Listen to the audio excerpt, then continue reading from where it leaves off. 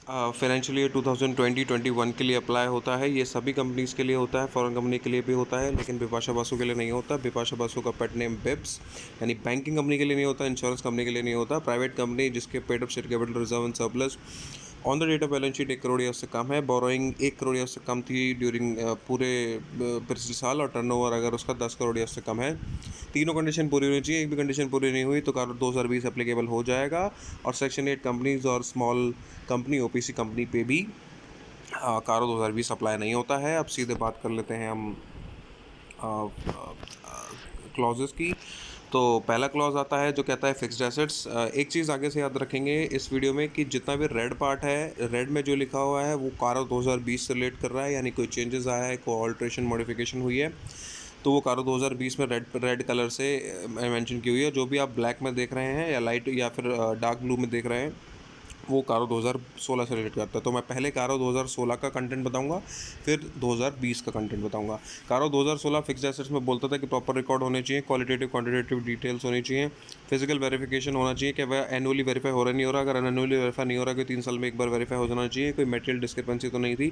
Title deed of movable property held in the name of company थी कि नहीं थी। अगर नहीं थी तो क्या अमेलगमेशन में ट्रांसफर तो नहीं हो गई थी अपनी फिक्स्ड एसेट्स, या फिर आपने फिक्स्ड एसेट्स बैंक में मॉर्गेज तो नहीं कर दी थी, या फिर आपकी फिक्स्ड एसेट्स चोरी या लॉस तो नहीं हो गई थी। अगर हो गई थी तो क्या फिर हम FIR चेक करते हैं। लेकिन 2020 में क्या हुआ, फिक्स्ड एसेट्स का नाम बदल के रख दिया plant property and equipment, property plant and equipment. और उसके बाद नीचे देखेंगे सब क्लॉज सी में टाइटल डीड और इमूवेबल प्रॉपर्टी के डेफिनेशन से इन्होंने वो एसेट्स निकाल दी जो कि कंपनी ने लीज में ले रखी थी, जो कि कंपनी ने लीज में ले रखी है। और उसके बाद पहले सिर्फ और सिर्फ टेंजिबल फिक्स्ड एसेट्स की हम रिकॉर्ड्स मांगते थे। यहाँ पे अब इंटेंजिबल एसेट्स की भी रिकॉर्ड्स हमें यहाँ पे देने पड़ेंगे। इसके बाद इंडियंस के अकॉर्डिंग फिर यहाँ पे जो एसेट्स है उसकी revalue, property plant and equipment में रिवैल्यू अगर हुई है रजिस्टर्ड वैल्यू के अकॉर्डिंग, और जो रिवैल्यूड अमाउंट है वो जो चेंज इन वैल्यू है वो अगर 10% या उससे ज़्यादा है ऑफ नेट कैरिंग वैल्यू, तो उसको भी रिपोर्ट करना पड़ेगा। और किसी भी एसेट्स के अगेंस्ट अगर कोई बेनामी ट्रांजैक्शन एक्ट 1988 के अकॉर्डिंग कोई प्रोसीडिंग्स पेंडिंग है तो उसकी भी रिपोर्ट देनी पड़ेगी। इसके बाद अब हम बात करते हैं इन्वेंट्री की। इन्वेंट्री 2016 में बोलते थे कि फिजिकल वेरिफिकेशन होना चाहिए, कोई मटेरियल डिस्क्रिपेंसी तो नहीं है, अगर है तो क्या properly dealt with books of accounts है कि नहीं है, अगर नहीं है तो रिटर्न रिप्रेजेंटेशन ले लो। अब 2020 में मटीरियल को इन्होंने डिफाइन कर दिया है। वो कह रहे हैं 10% या उससे ज़्यादा को अब मटीरियलिटी डिफाइन होएगी किसी भी अमाउंट की in terms of total, in comparison to total. अगर कोई वर्किंग कैपिटल लिमिट है किसी भी बैंक और फाइनेंशियल इंस्ट्रूमेंट से अगर सैंक्शन हुई है 5 करोड़ से ज़्यादा की, तो आपको क्वार्टरली स्टेटमेंट स्टॉक स्टेटमेंट आपको फाइल करना होता है। तो क्या वो फाइल हुआ है कि नहीं वो ये भी देखना पड़ेगा। और discrepancy should be more than 10% in each class of inventory, यानी कि जो डिस्क्रिपेंसी हम देखेंगे 2020 के अकॉर्डिंग वो 10% in each class of inventory देखेंगे। इसके बाद तीसरा क्लॉज आता है loan government complete come to the parties covered under section 189 which is related parties. अगर रिलेटेड पार्टी को दिए तो 2016 में बोलते थे कि terms and condition of loan कोई प्रेजुडिशियल तो नहीं कंपनी के लिए, और स्टेप्स फॉर रिकवरी क्या क्या क्या लिया है कंपनी ने, शेड्यूल ऑफ रीपेमेंट क्या है प्रिंसिपल इंटरेस्ट का, regular recovery of principal interest है कि नहीं है। 2020 में इन्होंने लोन्स गारंटी के साथ साथ इन्वेस्टमेंट को भी इंक्लूड कर दिया है, और बोलते हैं कि कोई भी लोन या एडवांस अगर आपने दिया है किसी ग्रुप कंपनी को, जैसे सब्सिडी जॉइंट वेंचर या फिर अदर देन ग्रुप कंपनी को भी दिया तो उसकी भी डिटेल देनी पड़ेगी। उसके बाद बोल रहे हैं कि एनी लोन अमाउंट जो है वो रीपेबल ऑन डिमांड्स, अगर तुमने ऐसा कोई लेन दे दिया, कंपनी ने कोई ऐसा लोन दिया जो कि रीपेबल ऑन डिमांड्स है, रीपेबल ऑन डिमांड है, तो उसका अमाउंट बताना पड़ेगा और उसका परसेंटेज बतानी पड़ेगी कि टोटल अमाउंट का कितना परसेंट रीपेबल अमाउंट वाला लोन दिया गया है। अगर कोई भी लोन कंपनी ने कोई रिन्यू कर दिया है या फिर फ्रेश लोन उसका ले लिया है, कोई वेवर दे दिया है, तो हमको उस पर्टिकुलर वेवर का या उस पर्टिकुलर रिन्यूअल या फ्रेश लोन का परसेंटेज बताना पड़ेगा in terms of total loan given by the company. अगर कोई loan given by the company to directors या इन्वेस्टमेंट बाय द कंपनी, अगर कोई डायरेक्टर को इन्होंने लोन दिया है तो सेक्शन 185 और 186 का कंप्लायंस देखने पड़ेंगे। 85 कहता है provision on the company, director को देने के लिए जो परमिशन होता है वो। 86 कहता है conditions of giving loan to any person, deposits. अगले क्लॉज नंबर 5 में देखते हैं। 16 में बोलते थे कि डिपॉजिट जितने भी हैं वो directives issued by RBI follow हो रहे नहीं हो रहे हैं, और 73 prohibition on acceptance of deposit from public, 74 payment of deposit, 75 damages of fraud, 76 acceptance of deposit from the public। क्या 73 से 76 फॉलो हो रहे नहीं हो रहे। 2020 में बोलते हैं कि अब डीम्ड डिपॉजिट भी यहाँ पे हम चेक करेंगे रिपोर्टिंग के पर्पज से। क्लॉज नंबर 6 बोलता है कि कॉस्ट रिकॉर्ड्स जो है वो CG specified maintenance of cost records under section 148 क्या मेड एंड मेंटेन्ड है कि नहीं है।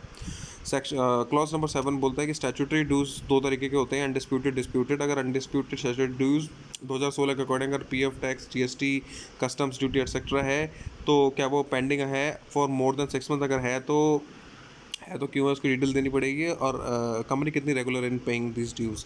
और अगर डिस्प्यूटेड ड्यूज़ है तो हमें अमाउंट इन्वॉल्व बताना पड़ेगा और फॉर्म बताना पड़ेगा कि किस फॉर्म के अगेंस्ट वो अमाउंट ड्यू है। और 2020 में ये चेंज आया है कि 2016 में बोलते थे कि पीएफ टैक्स जीएसटी, अब 2020 में सीधा सीधा बोल दिया कि एनी टाइप ऑफ स्टैट्यूटरी ड्यूज़, चाहे वो कुछ भी हो।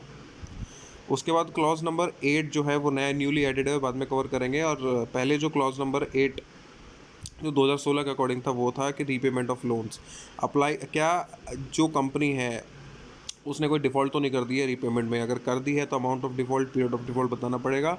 और जो डिटेल देनी होती थी वो लेंडर वाइज डिटेल देनी होती थी, लेंडर जैसे बैंक, फाइनेंस इंस्ट्रूमेंट, गवर्नमेंट। अब 2020 के अकॉर्डिंग ये 8 नंबर हो गया, 9 नंबर। और रीपेमेंट ऑफ लोन में हमें बताना पड़ेगा, लोन स्पेसिफिकली बोल दिया है जो लेंडर से लिया गया है। और फिर हमें 2020 के अकॉर्डिंग बताना पड़ेगा कि applied for the same purpose है कि नहीं है, कंपनी जो है विलफुल डिफॉल्टर तो नहीं डिक्लेयर हो गई। फिर बताना पड़ेगा कि funds raise for the short term purpose के लॉन्ग टर्म पर्पस के लिए तो यूज़ नहीं कर लिए। उसके बाद बताना पड़ेगा कि any fund taken by the company अगर to meet obligations of subsidiary या जॉइंट वेंचर के ऑब्लिगेशन के लिए अगर कोई लोन दी या फिर कोई एसेट जो है वो प्लेज कर दी है, कोई सिक्योरिटीज़ प्लेज कर दी हैं सब्सिडरी जॉइंट वेंचर की किसी भी लोन के अगेंस्ट, तो उसकी डिटेल देनी पड़ेगी। कोई डिफ़ॉल्ट है तो वो बताना पड़ेगा। फिर 2016 के अकॉर्डिंग 9वें क्लॉज पे था, 9वें नंबर पे था utilization of PO and further N F P O. ठीक है, मनी रेज बाई आईपीओ अगर अप्लाइड फॉर द पर्पस, जो भी पर्पस था उसके लिए अप्लाई किया नहीं किया, अगर नहीं किया तो डिफ़ॉल्ट का अमाउंट बताओ, पर पीरियड बताओ। और दूसरा होता है प्राइवेट प्लेसमेंट। तो अब 2020 के अकॉर्डिंग 9 बन गया 10, और उसके बाद प्राइवेट प्लेसमेंट में क्लॉज नंबर 14 पे आता था, वो 14 को वहाँ से शिफ्ट करके यहाँ पे ले आए हैं। क्लॉज नंबर 14 क्या बोलता है? क्लॉज नंबर 14 बोलता है प्राइवेट प्लेसमेंट प्रेफरेंशियल इशू, अगर कोई प्रेफरेंशियल अलॉटमेंट की है शेयर्स की या फिर partly convertible, fully converted debenture की करी है, तो कंप्लाइंस ऑफ सेक्शन 142 देखते हैं। इस सारे सेक्शन है कंपनीज एक्ट के। Details if fund raise for not, अगर पर्पस जो स्टेटेड था उसके लिए यूज़ नहीं किया है तो डिटेल देनी पड़ेगी क्यों नहीं यूज़ किया।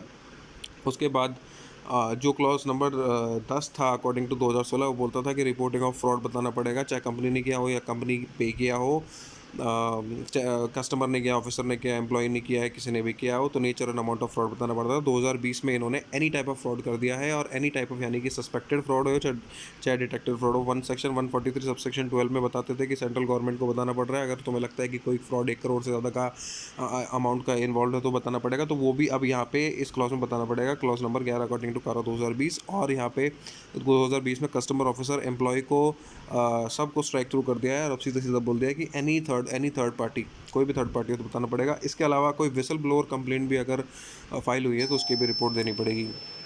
इसके बाद हम सेक्शन बात करते हैं clause number 11 according to CARO 2016, जो कि अब रिमूव हो चुका है।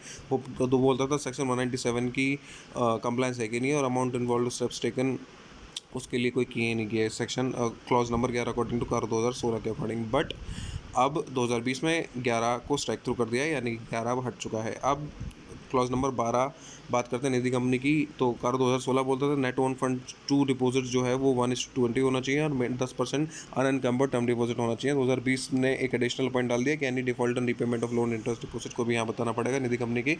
Clause number 13 related party transaction होते हैं, कंप्लाइंस देखना पड़ता है 177, 188 ऐसे तो 550 की। क्लॉज नंबर 14 अकॉर्डिंग टू 2020 का दो कि whether company has internal audit system commensurate, यानी कि बिजनेस का साइज़ जितना है उसके अकॉर्डिंग इंटरनल टीम उतनी बड़ी है कि नहीं है, और क्या स्टैट्यूटरी ऑडिटर ने इंटरनल ऑडिटर की रिपोर्ट को कंसिडर किया है कि नहीं है। उसके बाद क्लॉज नंबर पर कहता है कि कोई भी नॉन कैश ट्रांजैक्शन हुआ है डायरेक्टर या उसके कोई पर्सन जो रिलेटेड है डायरेक्टर का, तो कंप्लाइंस 192 की कंप्लाइंस हुई कि नहीं हुई, अगर नहीं हुई तो डिस्क्लोज करो। 2016 बोलता है, वो क्लॉज नंबर 16 बोलता है कि आरबीआई के अगर आरबीआई एक्ट 1934 के साथ अगर आप रजिस्टर्ड हो तो आपने compliance of section 45(1)(i)(a) comply किया नहीं किया। सिर्फ ये इकलौता सेक्शन है पूरे कारों में जो कि आरबीआई एक्ट का होता है, अदरवाइज जितने भी सेक्शन मेंशन है वो कंपनीज एक्ट के होते हैं। इसके अलावा 2020 में तीन सब क्लॉसेस जुड़े हैं जो इतने इंपॉर्टेंट है नहीं, पूरा प्रोसीजरल पार्ट है उसमें। उसके बाद 2020 में जो एक्चुअल में क्लॉज नंबर 8 जुड़ा है वो ये जुड़ा है कि अगर कोई ट्रांजैक्शन ऐसा है जो बुक्स ऑफ अकाउंट में रिकॉर्ड नहीं किया लेकिन इनकम टैक्स अथॉरिटी को आपने डॉक्यूमेंट सबमिट किए हैं और उन डॉक्यूमेंट में आपने वो ट्रांजैक्शन बताने जो आपके बुक्स ऑफ अकाउंट पर नहीं थे, तो आपको उसका रिकॉर्ड बताना पड़ेगा। उसके अलावा आप सारी बात करते हैं 2020 में जो नए नए क्लॉज जुड़े हैं, तो क्लॉज नंबर 17 बोलता है कि अगर कोई कैश लॉस है इस साल में और पिछले साल में, इस साल में और पिछले साल में, और कैश फ्लो स्टेटमेंट में कोई नेगेटिव फिगर आ रहा है, तो उस चीज़ का बताना पड़ेगा कैश लॉस किस लिए हुआ है। क्लॉज नंबर 18 बोलता है कि अगर स्टैट्यूटरी ऑडिटर ने रिज़ाइन दे दिया है तो ऑडिटर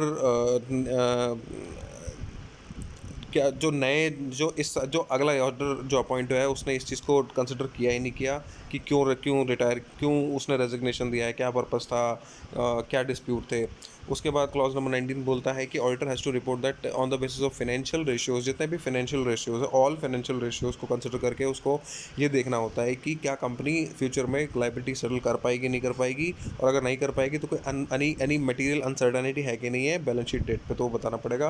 क्लॉज 20 कहता है CSR रिस्पॉन्स कि जो कंपनियां 2% of interest 2% of net profit की जिसकी लाइबिलिटी है CSR में पेमेंट करने के लिए, क्या उसने ट्रांसफ़र कर दिया है funds to specified schedule number 7, क्या उसने ट्रांसफ़र कर दिया है funds for the CSR activity CSR purpose. अगर उसने CSR पर्पस में 2% ऑफ नेट प्रॉफिट का नहीं किया है तो उसे फाइनेंशियल ईयर के एंड से 6 महीने तक स्पेसिफाइड शेड्यूल नंबर 7 में उसको अनाउंस करना पड़ेगा। अगर उसने ये भी अगर लेकिन उस वो कंपनी जो CSR कंप्लाइंट है लेकिन उसने 2% प्रॉफिट का नहीं किया बट वो किसी CSR प्रोजेक्ट में इन्वॉल्व है, तो उसे एक सेपरेट बैंक अकाउंट में पैसा ट्रांसफ़र करना पड़ेगा जिसे हम अनस्पेंड CSR अकाउंट बोलेंगे।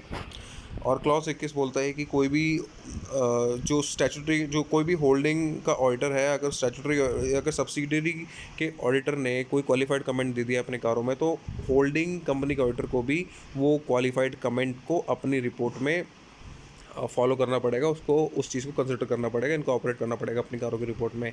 अगर आपको ये PDF चाहिए तो आप कमेंट बॉक्स में कमेंट डाल के अपनी मेल ID दे सकते हैं, मैं आपको